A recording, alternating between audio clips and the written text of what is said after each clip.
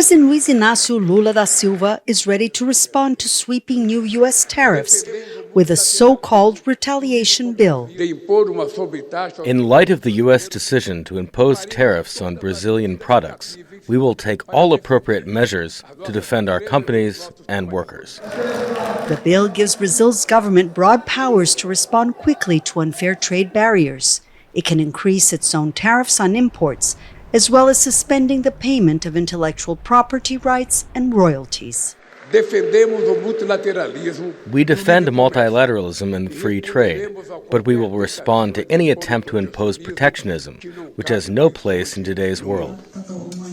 While publicly condemning the United States for violating international trade agreements, Brazil wants to keep talking with Washington. Latin America's largest economy has suffered less than other global players.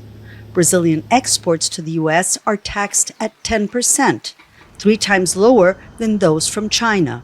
Brazilian diplomats say that an all-out trade war may be counterproductive.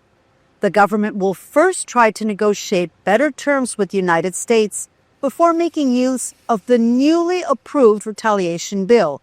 Their argument with American negotiators is that the United States has enjoyed a $410 billion trade surplus over the past 15 years and has no need to impose additional tariffs.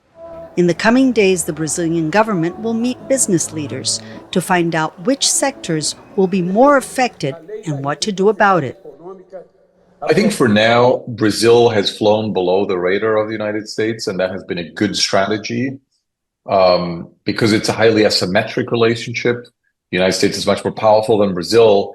Confrontation is not going to necessarily create more benefits for Brazil. There may actually be some benefits. Brazilian farmers may be able to export more to China. But in general, of course, it's an unsettling time.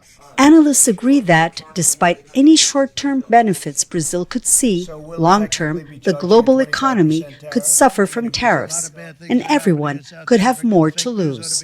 Yanakiew, Al Jazeera, Rio de Janeiro. Make sure to subscribe to our channel to get the latest news from Al Jazeera.